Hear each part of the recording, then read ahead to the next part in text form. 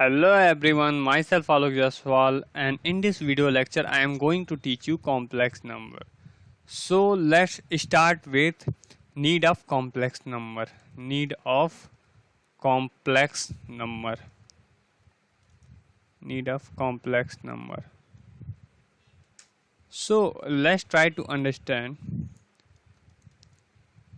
So in ancient time, people used to for counting things, they need number for counting things. So they invent natural number, like we have these men and we want to count how many men these are. So we need natural number.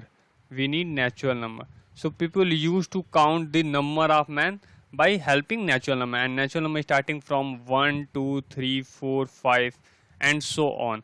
So like by using this we are easily able to count like how many men these are, so this was for natural number.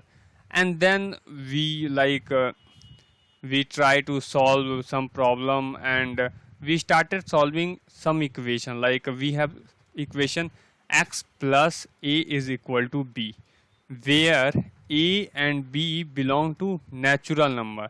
Like we invented natural number, so a and b belong to natural number, and a is greater than b. Then find the value of x. Like if we know like let's take a particular example. Let's x plus 3 is equal to 2, where 3 2 both belong to natural number and 3 is greater than 2. Then we have to find the value of x. So there is no natural number which satisfies this equation. Like if we try to solve, then x is equal to 2 minus 3, and this is equal to minus of 1. But at that time we do not have minus of 1. So like it does not belong to natural number. So what we did, we extend natural number to integer number, that is integer number. So minus 1 belong to integer number, minus of 1 belong to integer number. And now we are able to solve this kind of problem, this kind of equation. And then we started solving some more problem, and then we stuck with this problem, like ax is equal to b, where a and b both belong to integer number. Like at that time we invented or we can say we discover integer number also. So a b belong to integer number. Then find the value of x. The question was this. Then in this case, let's try to understand by taking particular example. Let's take a is equal to 4 and b is equal to 5. Then what is the value of x? Then 4x is equal to 5. Then x is equal to 5 by 4, and which is not belong to integer. Then we need to extend integer number to some another number system, and we invented or we derived rational number, and 5 by 4 belong to rational number. Then again we try to be happy, and we started solving some more problem, and then we stuck with these kind of problem. Let's take x square is equal to 3, x square is equal to 5. Then its solution, what will its solution? Then its solution will be the value of x in this case is equal to x is equal to plus minus root of 3, and in this case x is equal to plus minus root of 5, and these both does not belong to integer number. So we need it is not an integer, it is a rational number. So this both does not belong to rational number, so we need irrational number. And these both rational number union irrational number is real number. And like we have real number, and then we stuck with problem like this: x square plus 1 is equal to 0, x square plus 4 is equal to 0. And then, like, if we want to solve this kind of problem, then in this case x square is equal to minus of 1, and we know that in a real number there is a no real number exist whose square is a negative number.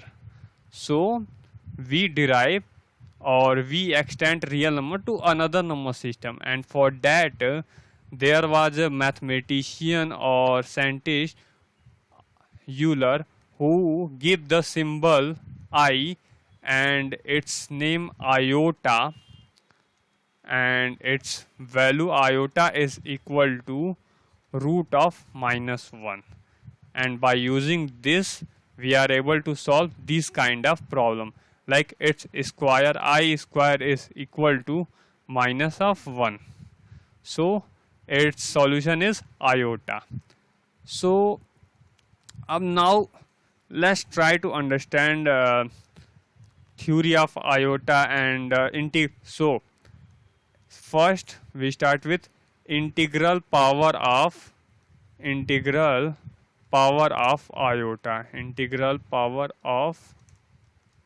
iota, and symbol is I. So like if I ki power 1, I power 1, then we will get I and its value is minus of 1, or we can simply say I. And if we take I square, then what will happen? In a under root minus of 1 in a under root whole power square, then we will get minus of 1. So iota square is equal to minus of 1, where iota ki power 1 is equal to iota, and iota ki power 3 is equal to, we can write this in this way, iota ki power 2 plus 1, that is iota square into iota. Then iota square is equal to minus of 1 into iota, that is minus of iota. And if we will take iota ki power 4, then we will get iota square, iota ki power 2 plus 2, that is iota square into iota square, which is equal to, iota square is equal to minus of 1, so minus of 1 into minus of 1, that is minus 1 into minus 1, that is plus of 1. So if we will take iota ki power 5, so we can, like iota ki power 4 is equal to 1, so we can write iota ki power 4 into iota. So we will get iota ki power 4 is equal to 1 into iota, that is iota. And like if we will take iota ki power 6, then we will get iota ki power 4 into iota square, and in this case again iota ki power 4 is equal to 1 and iota square is equal to minus of 1, and we will get minus of 1. So if we try to if we observe, then see here iota power 1, then iota, and iota square is equal to minus of iota, and iota power 3 is equal to minus of iota, and iota power 4 is equal to 1, and like iota power 5 is equal to iota, which is equal to iota ki power 1, and iota ki power 6 is equal to iota ki power it is equal to minus of 1, and it is equal to iota square. So like we can observe that after 4 it is repeating same things. So here we will get a formula like iota power 4m plus r, where r is equal to or greater than 0 and less than 4, then iota ki power 4m plus r is equal to iota ki power r.